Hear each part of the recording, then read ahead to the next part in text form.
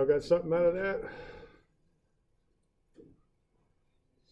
Getting 146.14, all right, okay. So the HI, so kind of keep these abbreviations in mind because we use them a lot. So BM is benchmark. The EL means elevation, that's above sea level, so that's 153.18. Add the 133 to that, that's for a back sight. Okay, that gets you your HI, your height of instrument, and that's 154.51. And that's the elevation of every point that you're looking at here, okay, with your telescope, with your level. And then when you shoot that rod, you're above the ground now. See, when you take a back sight, you're above the ground. Excuse me, I guess in both cases you're above the ground, but in the, when you do a back sight, you measure up from the ground because you know the elevation of the ground. You want to find the elevation where you're looking at the rod. So that's 154.51. Then when you shoot the foresight, you're actually measuring down by the rod shot. So you subtract that and get 146.14. So when the surveying's done, they don't want to do it kind of like just scratching away like I'm doing here on a piece of paper. They want to be more organized about it, okay? So there's official ways or standard ways might be a better word for how notes are set up. So here's what's called profile leveling, okay? So this is leveling where you've got, and so this is the standard way to set up notes. What you've got working your way across is STA, that means station. Okay, that's like a point. So this is done in columns. So I've got station A, B, C, D. BS means backside. Often I'll put a plus next to that, so I remember to add that. HI is height of instrument. That's how, now a survey device is typically called an instrument. So that's an instrument, okay? So the elevation of that instrument is height of instrument. FS is foresight. And then EL is elevation. Okay. So that's how you set up the notes. So station, backsight, HI, foresight, elevation. So what you've got here is you start off, you work in columns and rows. So we've got a benchmark with an elevation of 234.52. I work my way down the page when I do this stuff. So I'm at 234.52. Then I've got a backside of 547. And that gets me 239.99. Okay, that's my HI. Okay, now I've established the height of the instrument. I took a backside on a benchmark and got that. Now I can take the rod and move it ahead to 4 different points that are called A, B, C, and D. So I put the A, B, C, and D under the station there over on the left. And then I show what those rod shots are for each point. Okay, so what I'm going to do then is I'm going to take 239.99 and I'm going to subtract off 421 because those are all foresights. So they're all listed in the foresight column. So I get 235.78. And then I'll take the 239.99. I have a bit of trouble with this pen, but there we go. That's a 9 right there. Okay. And then I subtract off again the next foresight, 612. And I get 7, 8, 233.87. Okay, et cetera, et cetera. So this is called profile leveling. You set up the instrument once and take as many shots as you can for foresights, moving the rod down the way there.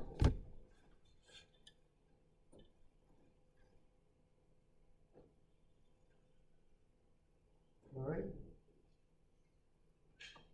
So any questions on that?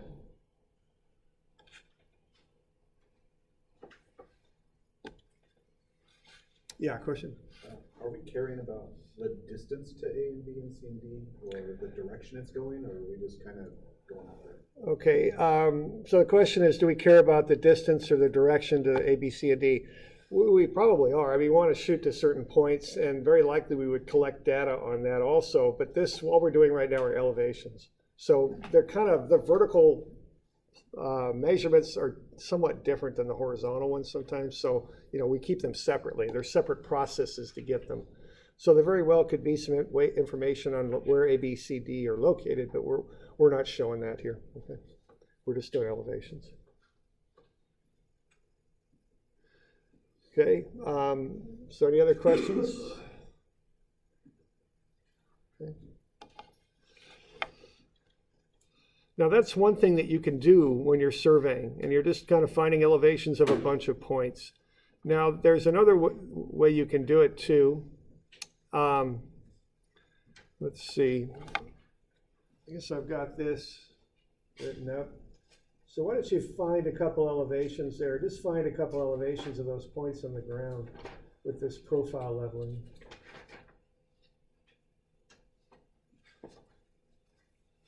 So A, B, and C.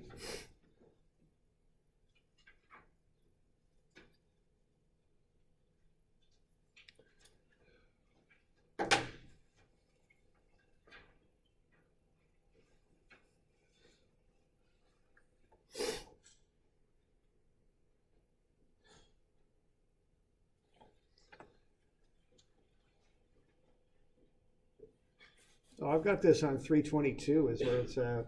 So I've got it on page 322, right below what we just looked at there.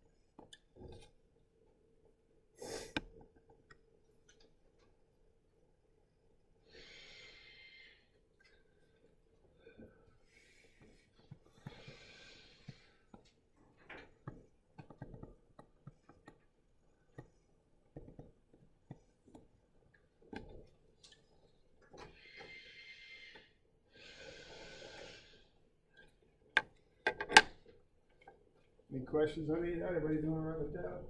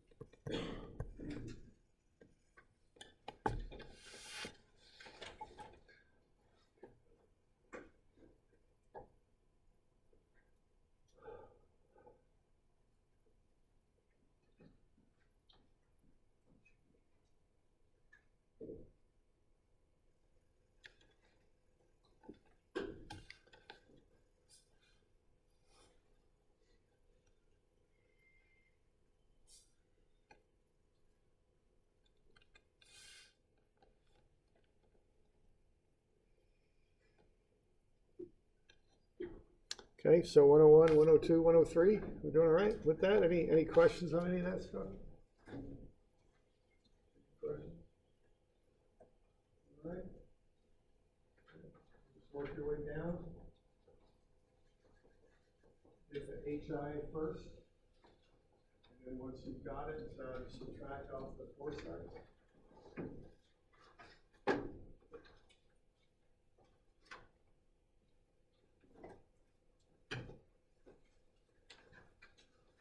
So we good? Got questions? Doing all right? Oops. Uh-oh. Shouldn't have done that. Okay, so that's what's called profile leveling, all right? And that's used to find the elevation of a number of points. If you're doing what's called grade staking, if you're doing a construction job, you'll do some profile leveling. These points A, B, C, and D will be, or A, B, and C would be hubs, metal stakes pounded into the ground that you're going to shoot the elevation of. And you know, you might have seen these if you go by a construction site. They've also got big, tall lath, kind of like swords behind them usually. And there's information written on those. We'll get to that later in the class, okay? That stuff, grade staking. All right. Now, there's another thing you do called a level loop. And this is a little bit more complicated in how you approach it. And I've got a level loop shown on page 331. Okay. Now, what you do in a level loop is every time you take a back sight, take a foresight. After you take, so what's happening here is you start off by knowing the elevation. You take a back sight and you get the height of the instrument. Then you take a foresight and you get the elevation of the point on the ground. Okay, right there. Once you've got that elevation, you can move the instrument ahead, set it up, shoot the point on the ground, and then take another foresight. And you can keep moving your way across a lot of ground by doing this. Now, when you do a level loop, typically what you're doing is you're setting control. You're trying to determine an elevation in a very exact way so you know exactly, or as close as you can figure it, what an elevation is of a certain point. So you just keep moving ahead. Take a back sight, take a foresight. Once you take that foresight, you know the elevation of the point on the ground, so you can pick the instrument up and move it ahead. Okay, so the points in the ground are called turning points. And then we're just keep moving through those turning points. We're actually, in this survey, we're going to set a benchmark at the bottom of this valley, benchmark P, and then we're going to work our way up the other side of the valley and check into benchmark R. So what's going on here is we start at benchmark M and we close to benchmark R. The assumption I would make is that those benchmarks are on the same datum. They relate to each other in such a way that I could start at one and check into the other. Okay? So typically the way I work through survey notes is I keep working my way down the page. Okay, that's normally what I do. So you'll notice here, if you look at this survey here, I started with that elevation, went to that back sight and worked my way down the page. So I'll keep doing that with how I keep notes on this level loop. But now I don't just have one back sight and a bunch of foresights. I've got alternating back sights and foresights. So the notes look something like that, okay? And the way I've got this set up is so that I will start here at benchmark M and then just work my way down the page. So each time I take a shot, I draw the number or write the number a little bit lower than the previous one. That way it's quite clear the order in which I shoot these points. Okay? You can actually do it without doing it quite this way, but I like doing it this way because I always consider I'm kind of stupid and it just helps me to keep things straight when I do it this way, okay? I don't want to get confused when I'm back in the office. You can also compress the notes if you wish and make them look more like that, but there's a certain way you have to do that. And I remember once working in the office, I got a set of notes from a survey crew, and it wasn't done quite in the proper way. It was flattened out like this. And I said, wait a minute, which one's your back sight and foresight for which point? You know, hold on. And the party chief kind of gave me this sheepish look because he'd written all his numbers down, but he'd kind of forgotten which order he'd surveyed it in. Okay, so if you do it the way I'm showing you here, it's quite clear which shot follows which. Okay. So what we've got here for these notes is at the top. I've got the titles, the station, backsite, HI, and foresight and elevation. Then I've got a description. Then I've got the data written from there. So benchmark M has an elevation of 153.18. That's where I'm starting, okay, over there on the left. Then I take a backside of 133. So I take, as we went through already, I take that 153.18, add 133 to it, and I get 154.51. That's that elevation. Then I've got the 154.51, and I take a foresight. Now, foresights are looking ahead. You know the elevation of the instrument. You're measuring down to the rod. So that's 146.14 right there. Okay. And you just repeat that process. So once you're at 146.14, now you're here, you take a backside of 0.22. And you add that, and you get to 146.36. And then you could do the one after that. So we're at 146.36. Then I can take the 146.36 and I can add 791 to it. Thank you, subtract, yeah. Because I'm doing a foresight, so I want to subtract that.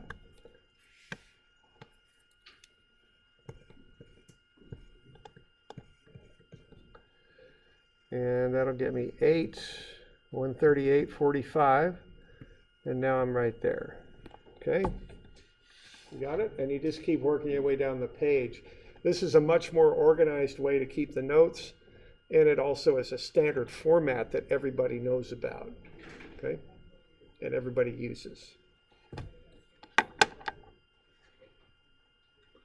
Y'all okay with that? Okay. Okay, so we started off at benchmark M. That was a bronze cap with an elevation 153.18. And then off we went. And we got to the bottom of that valley and we set a new benchmark called P. That's a 5/8 inch iron rod. IR commonly means iron rod. And that has an elevation of 119.44 at the bottom of the valley. And then we kept going up the hill. And we came in at 145.14 for benchmark R. Now that's an existing benchmark that was there already. And that is recorded at 145.11. Notice we didn't hit that directly. We got 145.14. Okay.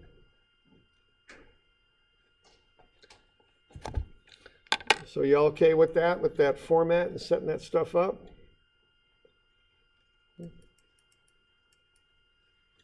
Okay. All right. Now we'd like to do a page check to make sure that our work is good. Okay.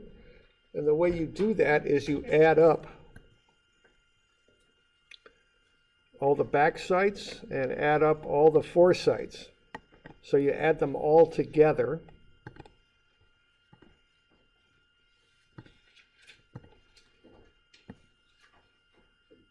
Whoops, you don't add up the HIs. Don't do that. So we add up all the backsites, and then we add up all the foresights. And then we take our beginning elevation, our 153.18, add up all the backsites, add up all the, subtract off the foresights. It should come out to be our last elevation. And it did, so that means that's okay. We did our arithmetic properly. So that 153.18 is the number that goes right there. Add up all the backsites, subtract off all the foresights, we get 145.14. That's what we calculated, so we don't have any mathematical errors. Okay.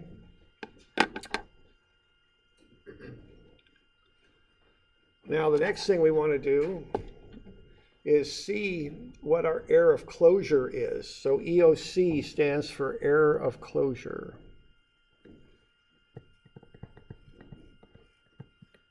That's how far off we are. So we always want to know this when we're surveying whenever possible. Gets us an idea of how good our work is. So AOOC stands for error of closure. Okay. When we surveyed, we got that benchmark R measured at 145.14, but it's actually supposed to be and it is recorded at 145.11. So we came in too high. 300's too high. Okay? So we have some error in this survey, which normally you do. I mean, error is a normal thing you have in a survey. Okay? So what we want to do is see, is that an acceptable amount of error? Can I live with that? Because I didn't survey this perfectly. So I got to see if I can live with the error. Now the first thing I do to figure that out is I hold up 300ths in front of my face and I go, can I live with that much error? Okay? And if I'm building a gravel road, I think I could, okay? If I'm laying,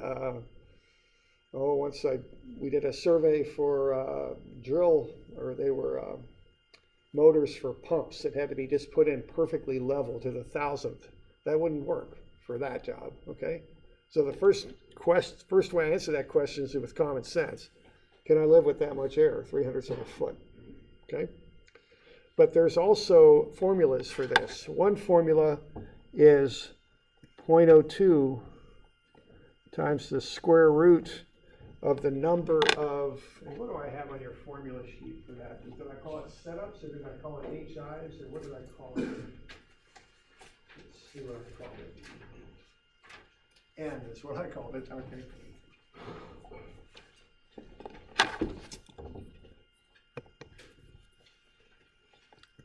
So one way to calculate this for construction work is to take 0.02 times the square root of n. What n is the number of setups. Let's call it the number of HIs. That's n.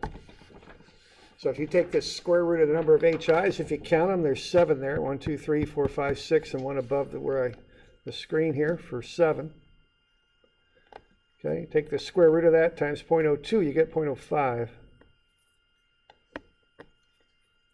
We had 300ths of error. We're less than 0.05, so we're okay. Okay. So by that formula, we're okay. And also I'd ask myself, can I live with 300ths of error? Yeah.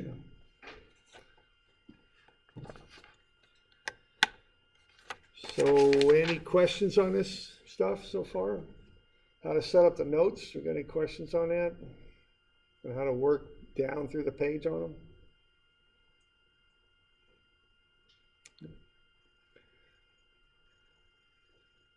Page check. Any questions on doing that?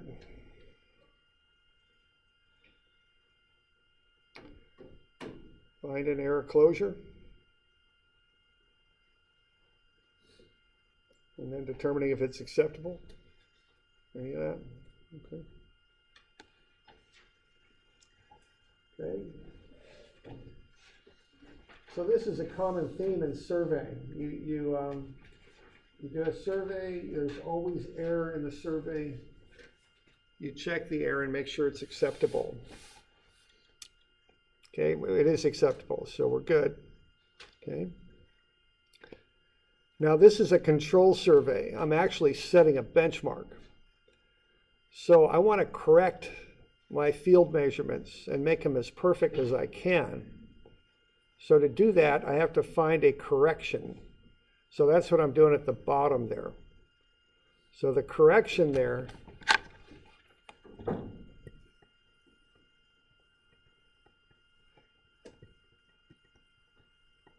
is minus the AOOC, minus the error of closure, divided by n. So what I'm assuming here is that each shot had that much error. Okay? Now I use a negative there because if I'm high on my error, I want to bring my shots down, okay?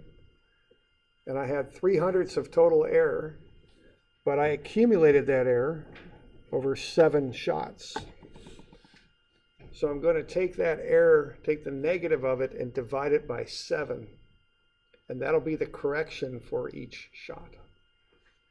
And it's going to keep adding up as I go through. All right.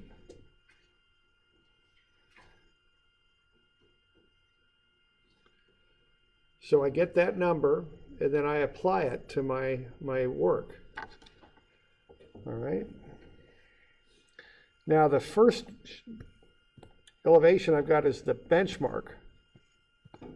Okay, now that's not going to change. So I don't ever change the benchmark. I leave it for what it is. And what that is 0 times 0.0043. The next shot, I came in high, so I want to bring it down.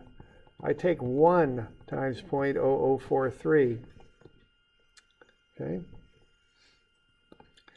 Now, notice what I did though. I just shot this stuff to the 100th of a foot. That's it. So I don't want to correct it beyond that. So I round that number to the nearest 100th of a foot. And it rounds out to 0 still. Okay. So you round these numbers to the nearest value that you shot the data to. I shot it to the 100th, so I round it to the 100th.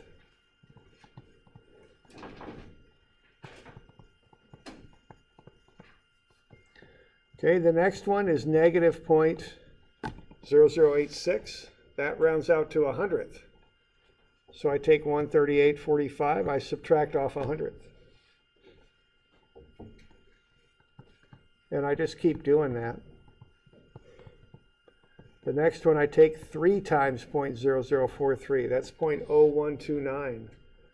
That rounds out to 100th, et cetera, okay? And that's how I correct the data and make it as good as I can. So by the time I get to the very last one, I'm at minus 7 times 0.0043. And that comes out to be 0.03 there or thereabouts. And that perfectly corrects my error and makes it just right. That brings me back to the 145.11 that I know that benchmark is at. Okay.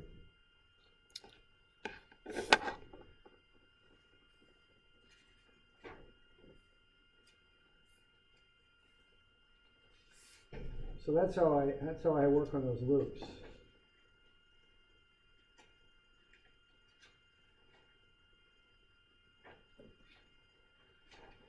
Do we have any questions on that? Doing all right with that?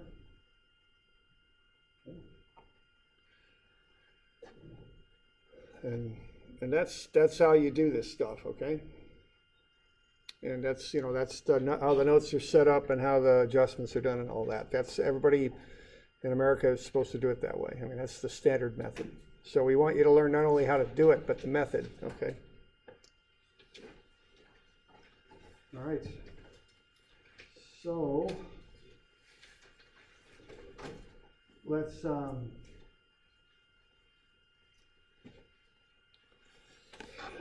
get this going then. So let's get you some of this stuff to do. So this stuff will be due, for now, let's make it due Tuesday. And what is today's the 11th, so it's Tuesday, so that'll be the 18th. So how about doing 358? That's profile leveling. And then let's do some of these level loop problems here.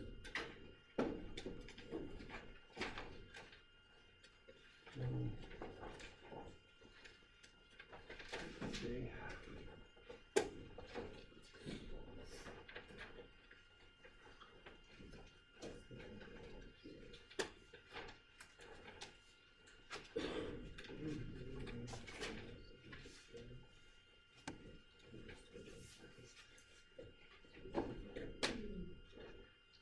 So we got, I think it was 358, right?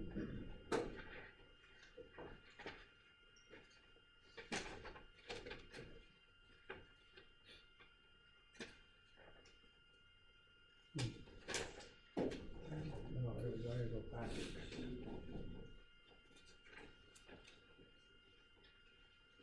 All right, and then I'd like you to do page 351 and do 2, 3, and 4.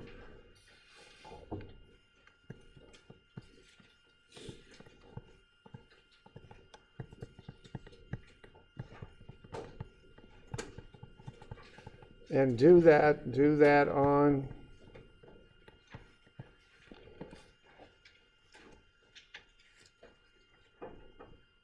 pages 354, 5, and 6. So those are some blank note pages for you there, okay, that you can do the homework on. So 354, 5, and 6.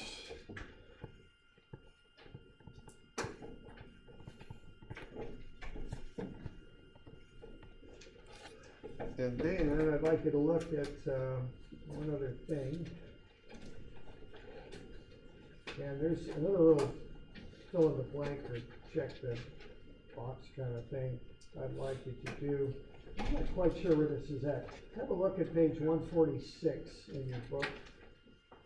And then turn to page one more. Is there something that says GPS coordinates and datums there? Yes. Okay, and that got misplaced.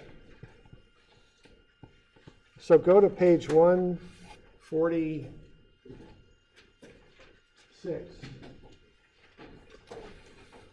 and turn one more page.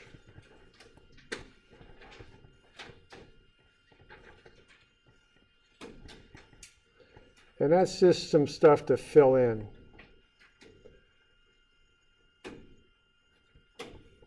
So does everybody have that? Does anybody not have that? Does everybody need that? One beyond 146. Does everybody have that GPS coordinates and datums? Anybody? Okay. If people need it, I'll run a copy for you. Okay. So you got two. Anyone else need that? I'll just run that one as soon as we're done. Okay. You good? Okay. So I'll run a couple copies. Now, last thing here, and then I'll leave you alone. Now the lab is on Thursday. It's the level loop lab. Now, the party chief should be reading up on this so they know what the heck to do out there, okay? So, if you're a party chief, just be sure that you've got a pretty good idea of how to proceed with the lab. So, the level loop lab is on page 361, and it goes through